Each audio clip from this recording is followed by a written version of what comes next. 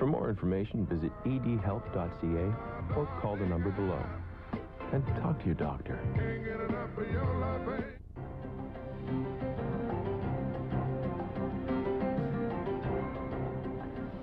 Well, if you're looking for a position on a board of directors these days, you're going to need more than just industry experience. You're going to need a good personality. At least that's according to our next guest, Richard LeBlanc. He's written a book called Inside the Boardroom, and he says competent directors are at the root of good governance and good decision-making. How are you, Richard? Good. So let's talk in a nutshell what you think a good director ought to have.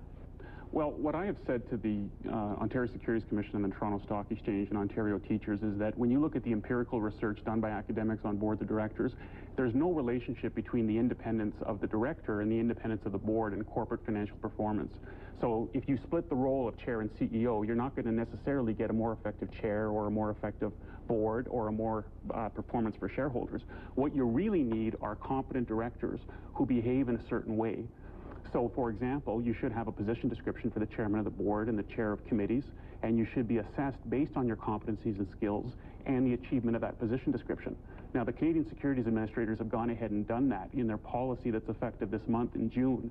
And what that means for Canadian companies is that they're going to need to think about recruiting the right directors and making sure that the competencies and skills of the directors that they do have are appropriate given the strategy of the company. And in my book, Inside the Boardroom, I outline that in my model CBSR based on the data that I analyzed in my 5-year study. Richard, I want to ask you about another metric that you haven't touched on yet. When I look at a board, regardless of what positions they are, what committees they chair, I want to know how many of those directors actually own stock in the company and are at risk in the company as owners. Does that figure into your metric at all? Well, interestingly enough, when you look at the research on stock ownership, it's largely mixed. And there was a study done in the British Journal of Management last month by Dalton at Indiana that analyzed studies for the last 5 or 6 years on stock ownership. And there's no relationship between the ownership of stock and the effectiveness of the director or corporate financial performance.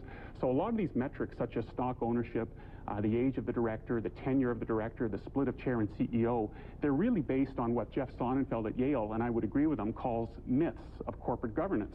That these items that are regularly measurable may not necessarily contribute to the effectiveness of the director or the performance of the company. And what is not readily measurable, such as competencies and how the directors interact and how they are led in the boardroom, are far more important. But the difficulty is from an institutional shareholder point of view, is how do we measure these things that are not readily measurable? So that's the conundrum for corporate governance right now, is that what you can measure matters far less than what you can't measure. And what I looked at in my book, Inside the Boardroom, is competencies and skills of directors as opposed to stock ownership or how old they are or the independence, formal independence standards. Well, let's talk about that, Richard. Give us just maybe even a handful of things that a company, and I appreciate you can't generalize too much because each company would be specific to the type of directors they would need, but are there general things companies ought to look for when trying to recruit a director? Well, they really want to look at what they would need, and this is in the policy, the Ontario Securities Commission policy, what competencies and skills do we need given the strategy of our company, given our CEO, given the business and the industry that we're in, and which directors possess which skills and competencies, and let the gap, the competencies and skills gap, I call it, drive the selection of incoming director. So they really have to take a hard look at who possesses which competencies. And when you look at New Zealand and New York and Australia and the combined code in the UK, they, to a large extent, don't go the distance that Canada goes, which is what competencies and skills do we need, what do we have, and do the directors that we have possess what is needed given the industry that we're in, given our strategy. So boards now really have to take a hard, long look at what they need and what they have. And that's far more important than the formal independence standards or share ownership, for example. Let's talk about male-female issues. I've sat on a few boards. I know a lot of boards. There are not a lot of women serving on corporate boards in large-cap companies as a percentage of boards. Did your work examine that? That's an interesting question because depending on the study, 6, 7, 8% of boards are women, depending on the study, depending on the country.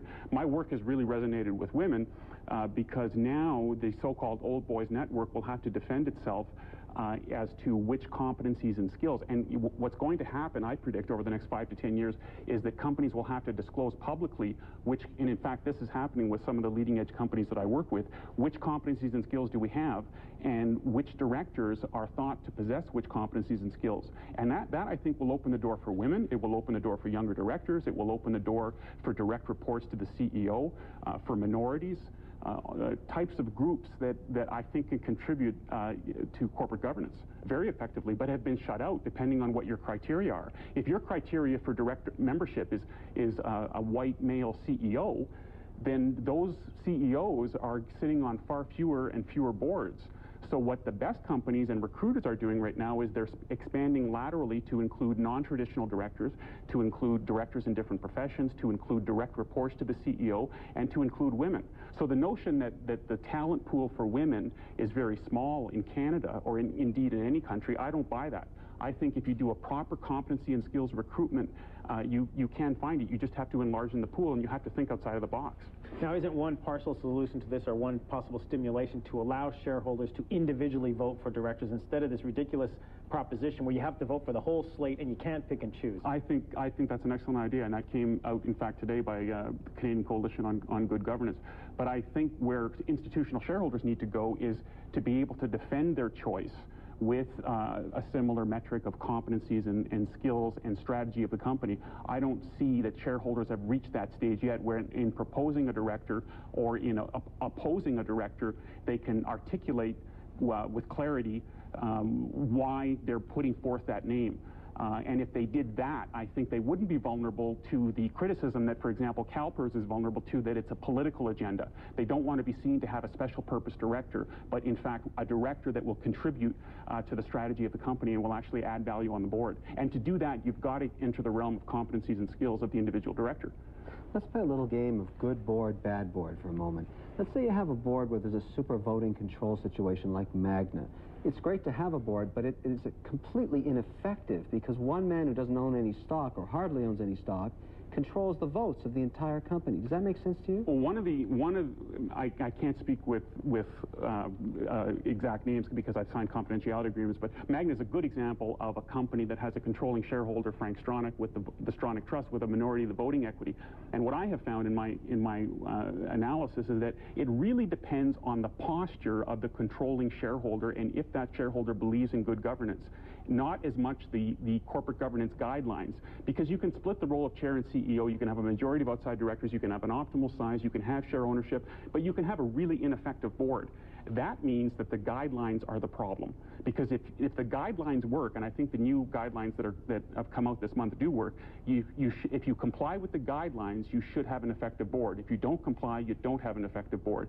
And I think that by compelling companies to disclose competencies and skills of individual directors, including the controlling shareholder, you're going to go a long way than not doing so. And a Magna is a good example where it's that one individual. And in Canada, we have a majority of our companies that have family or U.S. parent or an individual at the helm who controls all the voting shares. So that, I think, is the single greatest issue for corporate governance in Canada, Kevin, is the presence of a controlling shareholder, unlike the U.S. where most companies are widely held and the power rests with management. All right, Richard, well, thanks very much. We'll have to leave it at that. My pleasure. That was Richard LeBlanc. He's the author of Inside the Boardroom. Up next, Africa's taking center stage. Will the world's attention do anything to help the real problems? Stay with us.